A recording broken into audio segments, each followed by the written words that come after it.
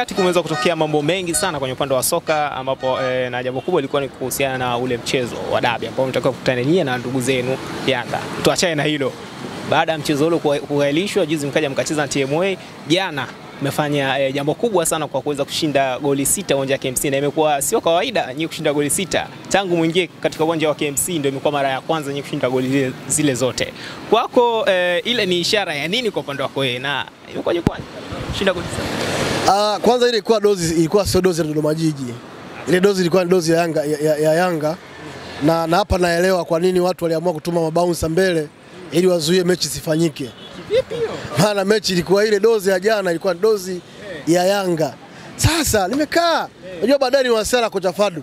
Nikamwambia kocha, sasa sio Yanga. Nimwambia kocha Fadu, kocha hawa sio Yanga. Hawa ni Dodoma Jiji. Sawa. Shua kabisa nakwambia. Dakika ya 75. Sasa tunajua makocha huwa hawaingiagi na simu pale kwenye benchi. Huwa wanaacha kwenye magari. Ndio anakuja kuiona message kocha anambia nilisahau bwana, nilijua wale ni Yanga. Alipitiliza. Yes, kocha alisahau, alijua ni Yanga Africa, na ile dozi ilikuwa maalum kwa ajili ya Yanga Africa. Tushukuru Mungu wamepata haki yao Dodoma Jiji, lakini sio dozi yao. Yaani ni dozi ya mtoto mdogo tumempa, dozi ya mtu mzima tumempa mtoto mdogo. Ukiangalia on paper Dodoma Jiji na Simba ni mbingu na ardhi. Ukiangalia kwa kila kitu. Kuna michezo 6 ya mwisho ambayo tumekutana, yote tumeshinda. Michezo 9 ya mwisho tumekutana na Dodoma Jiji, yote tumepata ushindi. Sare 0. Maana yake kabla ule mchezo ilikuwa nakupa picha kwamba kuna mchezo wa jana Simba alikuwa ni giant versus underdog nani Dodoma Jiji. Kulikuwa hakuna option ya Dodoma Jiji kupata matokeo kwa aina ya mchezo ambao tayari Simba Dodoma Jiji wamecheza nyuma, na aina ya statistics ambazo zinaonyesha katika michezo 9 ya nyuma Simba ameshinda michezo yote. Jana unaona jinsi ambavyo Simba ameintroduce mfumo mzuri, kocha Mwalimu Fadu Davis, master class, master tactical, umeona ambavyo alikuwa bora kwenye maeneo yote. Shape ya ulinzi eneo la nyuma, shape ya defense kuanzia kwenye eneo la kiungo, lakini shape ya ushambuliaji kwenye eneo la mbele ambayo imezalisha magoli mengi. Magoli 6-0 ndio kipigo kikubwa cha kwanza NBC Premier League mwaka 2024-25 msimu huu kufanyika. Walabu wenzetu washashinda goli 6, lakini ilikuwa goli 6 dhidi ya goli 1. Unanielewa? Kwa hiyo hiki kipigo cha goli 6 sishazoea magoli yao ndio ya kawaida. Hapana, Simba ndio imetoa kipigo kikubwa ambacho hakijawahi kufanyika toka ligi kuu ianze. Wenzao walikuwa washinda goli 6, lakini timu pinzani ilikuwa inapata magoli. Lakini jana sisi tumeshinda goli 6, timu pinzani haipati goli. Kwa hiyo tuseme tu huu ni mwendelezo ule ambao Mwalimu Fadu anaendelea kuimarisha kikosi cha Simba, kuendelea kukijenga, na hii ni 38% tu ndugu mwandishi. 38% ya timu kutengenezwa. Bado tunatengeneza kikosi ni 38% tu. Tamo licha kushinda goli 6 lakini bado mnatengeneza timu? Yes, hii ni 38% na timu bado haijafika kwenye ubora ambao tunautaka. Na siku Simba ikifika kwenye ubora ambao sisi tunautaka, nitawaambia hii ndio Simba alikuwa anaitaka. Saizi bado. Unaonekana asilimia hizo sasa na ngapi hizo ndio zimefanya inaonekana msiingie katika dabi? Mwalimu ananiambia yaani kuingia kwenye dabi sio sisi. Wao ndio walileta kipengele. Na hii dozi ya jana ilikuwa dozi yao. Sio dozi yetu, sio dozi ya Dodoma Jiji. Kama wao ni timu kubwa, kama wao wana kikosi kikubwa, wao wana kikosi kipana ambacho hatujui kimetanuka wapi, kwa nini walizuia Simba ifanye mazoezi? Hivyo kwa mfano wewe ofisini kwako huna shaka yote, unaamini wewe ni mtumishi mtiifu, unamzuiaje auditor kuja kufanya audit kwenye ofisi yako? Zuia mkaguzi, maana yake una makando. Yanga walizuia Simba kufanya mazoezi kwa sababu walijua hawako competent, walijua hawajakamilika kuelekea dabi. Walichungulia wakaziona hizi 6 zipo, ndio maana wakawatuma mabounce wao mbele kuzuia mchezo usifanyike. Sasa nyinyi mkasusa hili wewe. Yanga wana akili kaka wewe. Yanga wana akili wewe. Akili yao ipo wapi? Yanga wataalamu kaka. Wamechungulia wakaona game ngumu kwao.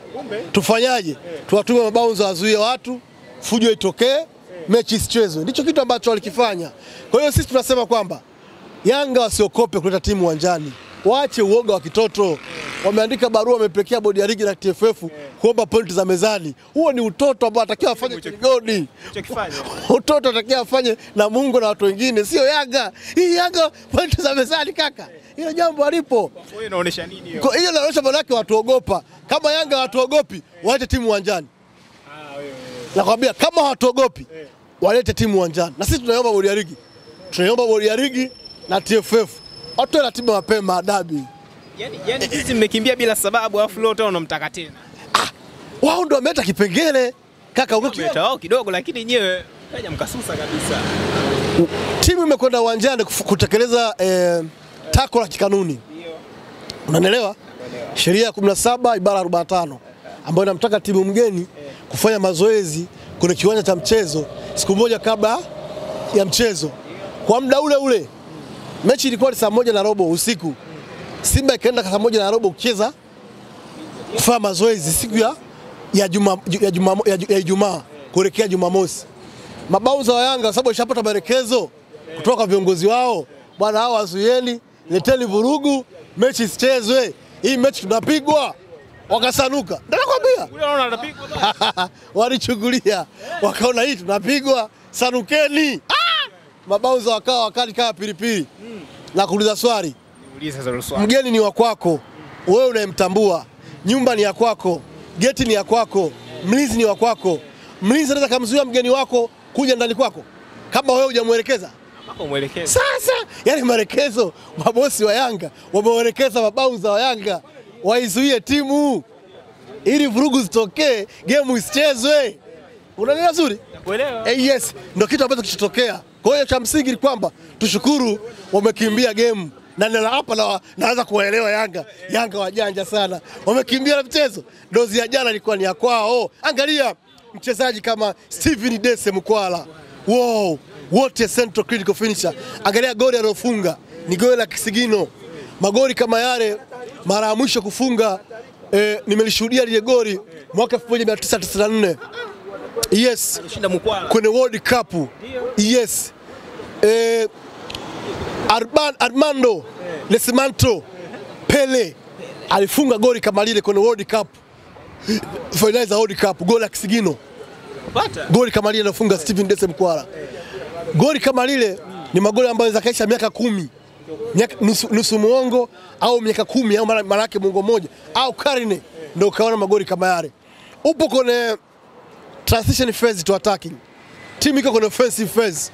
Inashambulia kwenye wide space ya kushoto. Kuna mtaalamu ambao ni versatile player, inverted winger. Elie Mpanzu Kibisawala anakimbia kwenye running track ya eneo la kushoto.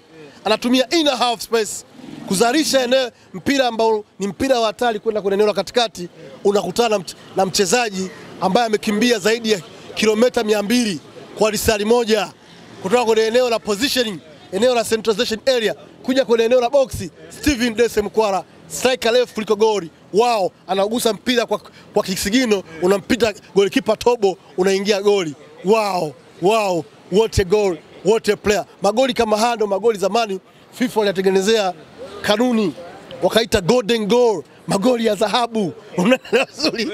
Yes, huyu ndo Steven Dese Mkwala, magoli ya dhahabu wao. Sasa hivi amekuwa na goli 9 na kwenye NBC Premier League na goli 9 na ni mmoja wa watu ambao wanagombania utop scorer wa NBC Premier League. Ni goli ambalo lile goli likifungwa mbali ya goli ni goli ambalo unaweza kuwa na simu iPhone ya milioni 6 ukajikuta umepiga chini. Yes, baadaye ukajiuliza nilifanya kitu gani? Ni goli ambalo unaweza kuvua nguo hadharani. Baadaye ukajishangaa, kumbe nilivua nguo. Ni goli ambalo unaweza ukawehuka kwa utamu, kwa raha. Baada ya goli la Steven Dese Mkwala, wote a central striker ambaye klabu ya Simba tunaye. Kwa hiyo jana ilikuwa sio dosi. Sasa baadaye Mwalimu anakuja kukumbuka ile message nimemtumia Mwalimu Fadu kuiona, alipigia simu, "Oh doctor, I'm very sorry. Natamani aombe msamaha. I haven't a phone. I left it in my car." Kwa hiyo sikuweza kuiona. Unaelewa? Na sikujua kumbe wale sio Yanga. Nikamwambia mkuu wale sio Yanga. Ile dozi ambayo ulikuwa unaitoa ni dozi ambayo wale sio size yao. Akasema bana, nimejisikia vibaya sana. Huyo Mwalimu Fadu nimejisikia vibaya sana kuwapa dozi watu ambao ilikuwa usu. Lakini angalia Elie Mpanzu Kibisawala, versatile player, inverted winger, orthodox wing, mchezaji ambaye anaweza kukimbia kwenye track, running with the ball, dribbling with speed, with anticipation kwenye eneo la kushoto, kwenye eneo la kulia. Mchezaji ambaye anaweza unlock defense ngumu na kufanya maamuzi magumu. Angalia goli ambalo alifunga. Yupo kwenye pesi ya kushoto, anaugeuza mpira kwenye mguu wa kulia. Mchezaji ambaye anaweza kupiga kutumia kulia, left footer au right footer, anaugeuza mpira, anaifungua defense, anatengeneza ombwe, maana yake space katikati yao. Anamwangalia goalkeeper alipo, anampimia vipimo vya metaliki. Chambua hapo mpaka elewa vizuri. Anaweka mpira kwenye far post. Elie Mpanzu Kibisawala anafunga goli bora sana. Ukikalculate velocity, yani Kani ambayo alitumia kupiga lile pigo kutoka lile eneo la mita 22 kutoka kwenye goli kuelekea kwenye mpira, alitumia Kani. Unaifahamu Kani? Kani ipi? Yes, Kani ya msukumo. 91 Newton. Unaelewa vizuri?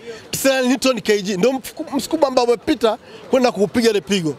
Na eneo ambalo limeingia ni 30 nyuzi kwenye eneo la lango ambalo kimsingi golikipa yote duniani hata angekuwa Andre Onana wa Manchester United asinge kudaka. Hata kama angekuwa Ntuba Kutaa wa Real Madrid asingeweza kudaka. Unanielewa?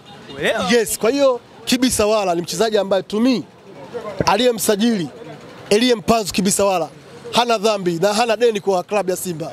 Yes, kwa hiyo niwashukuru viongozi wa klabu ya Simba kupitia rais wa heshima wa klabu ya Simba Mohamed Dewji Mo, ambaye ni mwenyekiti wa kugenzi wa bodi ya kugenzi ya klabu ya Simba. Lakini mshukuru mwenyekiti Murtaza Mangungu na uongozi wake wote, wajumbe wa bodi, lakini pia nimshukuru Zubeda mtendaji mkuu Zubeda Sakuru, Hasani Sakuru, kwa namna ambavyo alifanikisha usajili wa kiumbe hatari ambaye anaonekana mara moja kwa mwaka kama kaka kuona Elie Mpanzu Kibisawala. Sio, unanielewa vizuri kaka? Uelewa. Hao Misri wajiandae tarehe 2 blaza. Hawajiandae vipi tena?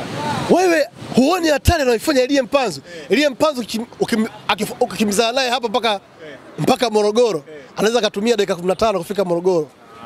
Dr. Mo. Angalia anavyowasumbua beki. Ile mechi ya dabi kama tungecheza, nilikuwa naona maisha mafupi, uhai mfupi wa Shadrack Boka na Iza Patrick Mwenda. Nilikuwa naona uhai wao mfupi sana, maana wangehema zaidi ya mbwa koko ambaye anatakiwa kuhema na ikimbiza maadui ambao wanakaribia geti la tajiri yao. Unanielewa vizuri? Kaka, yule jamaa sio kiumbe wa kawaida.